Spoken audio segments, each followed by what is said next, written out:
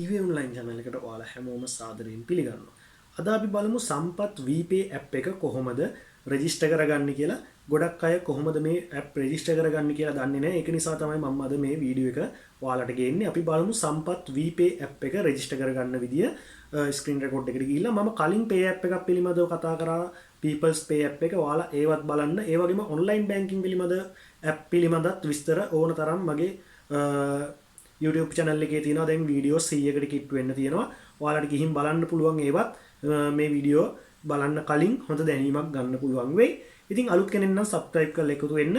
අපි ගිහින් බලමු සම්පත් wepay app එක register කරගන්නේ කොහොමද කියලා. ඉතින් ඊට පස්සේ කතා කරමු මේ wepay app එකෙන් අපිට මොන වගේ දේවල්ද කරගැනීමේ හැකියාව තියෙන්නේ කියලා.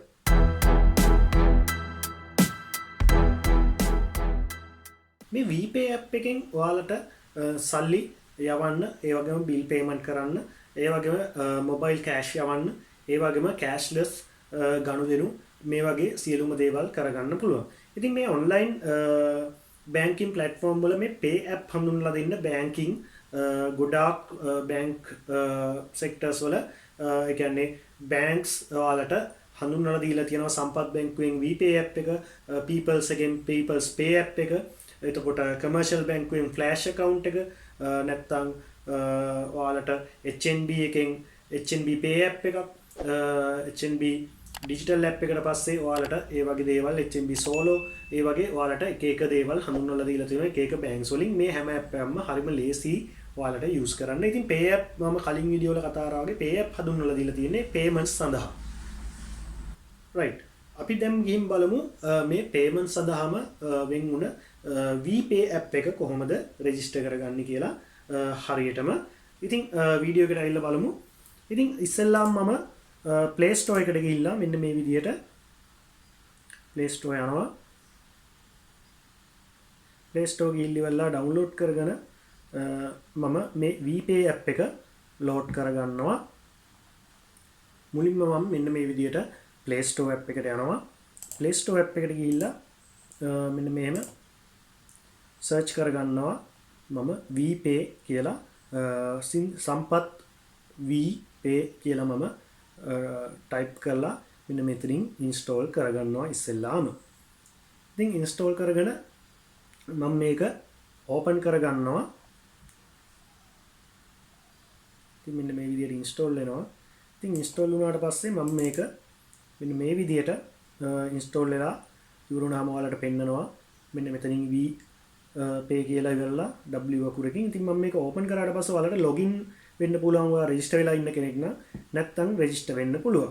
ඉතින් මම register වෙලා නැති නිසා මම අද කතා කරන්නේ register වෙන විදිහ. ඉතින් මම register කියන option එකට යනවා. ඉතින් register කියන option එකට ගියාට පස්සේ ඉතින් මෙන්න මේ විදිහට එනවා. ඔයාලට first name, last name, mobile number එක දෙන්න පුළුවන්. ඊට පස්සේ NIC number එක, email එක, password එකක්, නැවතත් එම password එකම confirm password කියන තැනට දෙන්න ඕනේ.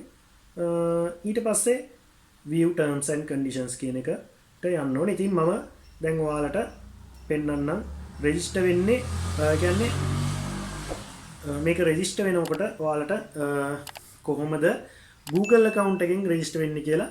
ඉතින් ලේසියෙන්ම register වෙන්න පුළුවන් ක්‍රමය තමයි Google account එක.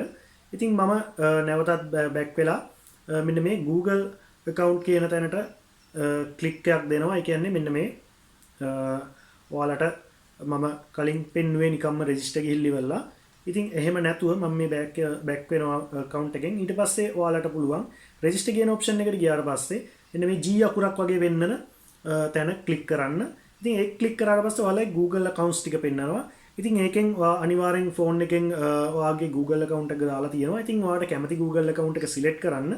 select කරාට පස්සේ නැවතත් යන්නේ මම අර කලින් කතා කරපු තැන තමයි. ඉතින් ඒකෙදි auto fill වෙලා තියෙනවා ඔයාගේ නම, ඒ වගේම last name එක. ඉතින් මේවා වැරදි නම් ඔයාලට නැවත type කරගන්න පුළුවන්. ඉතින් මම මෙතෙන්ට mobile number එක ලබා දෙනවා මගේ. mobile number එක ලබා දීලා ඊට පස්සේ මම මගේ NIC number එක ලබා දෙනවා. ඊට පස්සේ email එක auto අරන් තියෙනවා. ඉතින් password එක simple capital එක maximum characters 8ක එකක් දෙන්න ඕනේ. ඊට පස්සේ confirm password කියන තැනටත් මම මගේ password එක ලබා දෙනවා. ඊට පස්සේ මම මේක submit කරන්න හැදුවොත් මේක සබ්මිට් වෙන්නේ නැහැ. මොකද ඊට පල්ලෙහා තියෙනවා පොඩි එක මෙන්න මෙතන මම ඒක enable කරගත්තා. ඉතින් ඒ ඇවිල්ලා terms and conditions ඒක enable කරගෙන agree කියන එක දෙන්න ඕනේ දකුණු පැත්තේ උඩම තියෙන. ඉතින් මෙන්න මේ කොළ පාට මේක ක්ලික් කරේ. ඊට පස්සේ තමයි මම agree කරාට පස්සේ මේක submit කරන්නේ. ඉතින් submit කරාට පස්සේ ඔයාලට එනවා phone එකට message එකක්. ඉතින් එන්නේ message එක ආවට පස්සේ ඔයාලා මෙන්න මේ කොටු වගේක් කොටු 6ක් ඇවිත් තියෙනවා. ඉතින් අංක 6කින් යුක්ත එකක් තමයි එන්නේ. ඉතින් අංක 6කින් ආපු message එක ඔයාලා මෙන්න මෙතෙන්ට ලබා දෙන්න. ඉතින් මම මේක ලබා දුන්නා. ලබා දුන්නාට පස්සේ ඔයාලට මෙන්න මෙහෙම load වෙනවා පේනවා.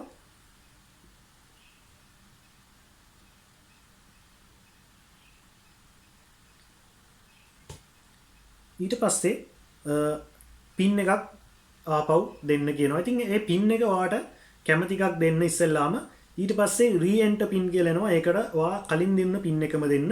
ඊට පස්සේ මෙන්න මේ විදිහට මේක automatically register වෙනවා.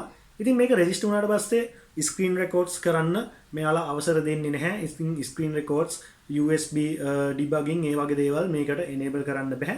ඉතින් මෙන්න මේ විදිහට මම registered user කෙනෙක් විදිහට මේක ආවා. ඉතින් දැන් මට screen record එක automatically මේකේ off වෙනවා. ඉතින් මේකේ ඇතුලේ තියෙන options මට ඔයාට පෙන්වන්න විදිහක් නැහැ. මම මේක වෙනම වීඩියෝ එකකින් අරන් එන්න බලාපොරොත්තු වෙනවා.